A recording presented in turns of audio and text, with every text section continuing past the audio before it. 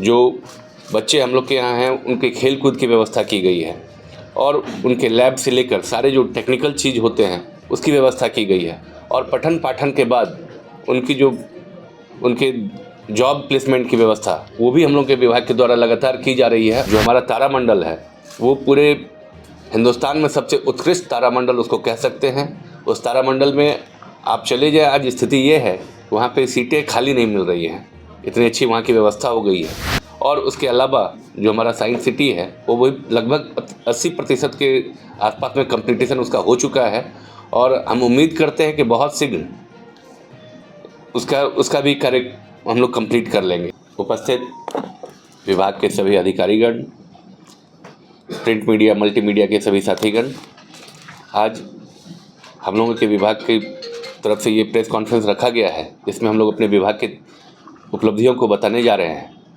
जिसमें कि सबसे पहले मैं शुरुआत करूंगा कि राज्य में जो 46 पॉलिटेक्निक कॉलेज हैं, जिसमें से कि 45 पॉलिटेक्निक कॉलेज जो अपने भवन में संचालित हो रहे हैं और एक जो बचा हुआ है बहुत शीघ्र वो भी अपने भवन में संचालित होना शुरू हो जाएगा।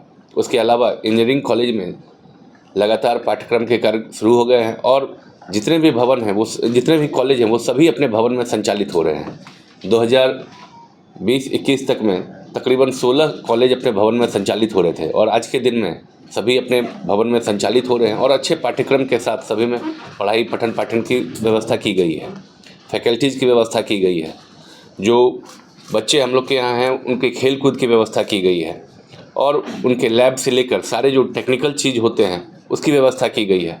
और पठन पाठन के बाद उनके जॉब प्लेसमेंट की व्यवस्था वो भी हम लोग के विभाग के द्वारा लगातार की जा रही है। और बहुत सारे बच्चे ऐसे हैं जो जॉब कर रहे हैं अच्छे जगह पे, और उन बच्चों के अगर आप चाहें तो उनकी सूची भी उपलब्ध करा दी जा सकती है कि जो बच्चे कहाँ जॉब कर रहे हैं और उनको कितने पैकेज पे उनको पेमेंट की मिल रहा है। ये सब उपलब्धियाँ हैं हम लोग के विभाग की तरफ से। उसके अलावा आज जो हमारा तारामंडल है वो पूरे हिंदुस्तान में सबसे उत्कृष्ट तारामंडल उसको कह सकते हैं। उस तारामंडल में आप चले जाए, आज स्थिति ये है कि वहाँ पे सीटें खाली नहीं मिल रही हैं, इतनी अच्छी वहाँ की व्यवस्था हो गई है। और उसके अलावा जो हमारा साइंस सिटी है वो लगभग 80% के आसपास में कंप्लीटेशन उसका हो चुका है और हम उम्मीद करते हैं कि बहुत शीघ्र उसका भी कार्य हम लोग कंप्लीट कर लेंगे। यही सब हमारा शेष है, यही हम लोग के विभाग की उपलब्धियाँ हैं।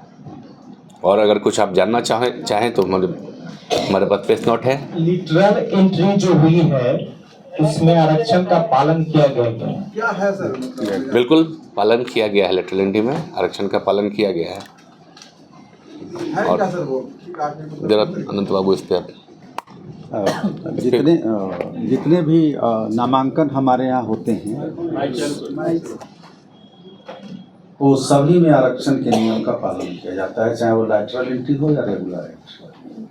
मैं ये जानना चाहूँ कि वो लैटरल एंट्री है क्या? सर हम बता देते हैं सर, ये जो इंजीनियरिंग कॉलेजेस है जहाँ बीटेक की पढ़ाई होती है उसमें जो कर्णांकित छात्र की संख्या होती है उसका 10% रिजर्वेशन होता है for lateral entry from polytechnic colleges.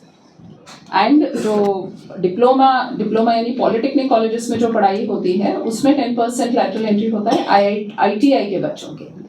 तो दोनों में, इंजीनियरिंग में पॉलिटेक्निक वालों के लिए 10% लैटरल एंट्री होता है और पॉलिटेक्निक में IITI के छात्रों के लिए लैटरल एंट्री होता है। इसमें भी रिजर्वेशन का पालन किया जाए। मतलब जो बच्चे IIT छोड़ करके आना चाहते होंगे, IITI में जो अपना कोर्स कंप्लीट करते हैं, जो मेरिटोरियस छात्र होते हैं उनको पॉलिटेक्निक में लैटरल एंट्री होता है और पॉलिटेक्निक के छात्र 3 इयर्स के कोर्स के बाद मेरिट के बेसिस पे उनको बीटेक में लैटरल एंट्री होता है। सीधे सेकेंड ईयर में एंट्री होता है उनका।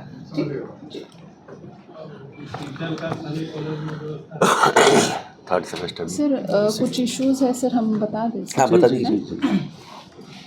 माननीय मंत्री महोदय ने जो बताया है हमारे डिपार्टमेंट के बारे में, कुछ इश्यूज है जो हम आपके सामने रखना चाहेंगे। बेसिकली आप जानते हैं कि हमारे डिपार्टमेंट का जो ऑब्जेक्टिव है, एक तो हमारा टेक्निकल एजुकेशन की क्वालिटी में इम्प्रूवमेंट लाना और दूसरे हमारे जो छात्र छात्राएं हैं उनमें एक साइंटिफिक टेम्पर डेवलप करना या विज्ञान के प्रति उनमें अभिरुचि पैदा करना। ये बेसिकली हमारे विभाग के 2 उद्देश्य हैं।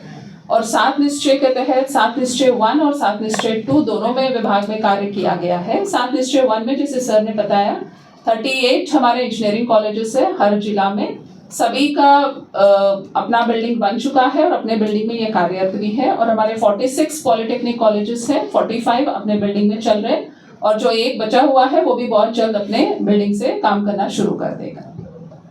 इंफ्रास्ट्रक्चर में हम लोगों ने ध्यान दिया है क्योंकि माननीय मंत्री महोदय का ये निर्देश था कि ये पूरी तरह से आवासीय रहे। हम लोगों ने वहाँ फैकल्टी के लिए भी हम लोगों ने रेसिडेंसेस डेवलप करना प्रारंभ कर दिया है।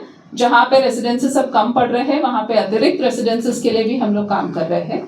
उसके अलावा हम लोगों ने स्टूडेंट्स के लिए अच्छे क्वालिटी का लेबोरेटरी सेटअप किया है, कंप्यूटर साइंस लैब्स सेटअप हुए हैं, लाइब्रेरीज है, वर्कशॉप्स है, सारे इंफ्रास्ट्रक्चर की सुविधाएं हर कॉलेज में, वो चाहे इंजीनियरिंग कॉलेज हो या पॉलिटेक्निक कॉलेज हो, वहाँ पे उपलब्ध करा दिए गए हैं। हर कॉलेज में वाईफाई की कनेक्टिविटी है क्योंकि आप लोग समझते हैं कि टेक्निकल एजुकेशन के क्षेत्र में बहुत सारे कोर्सेज ऑनलाइन करने पड़ते हैं, बहुत सारा ऑनलाइन एक्टिविटीज करना पड़ता है। उसको ध्यान में रखते हुए हाई एंडेड वाईफाई कनेक्टिविटी हमने हर कॉलेजेस में उपलब्ध कराया है। दूसरा सबसे इम्पोर्टेंट है कि निर्बाध बिजली का व्यवस्था रहे, इसके लिए हम लोगों ने हर एक कॉलेज में डेडिकेटेड फीडर की सुविधा उपलब्ध कराई है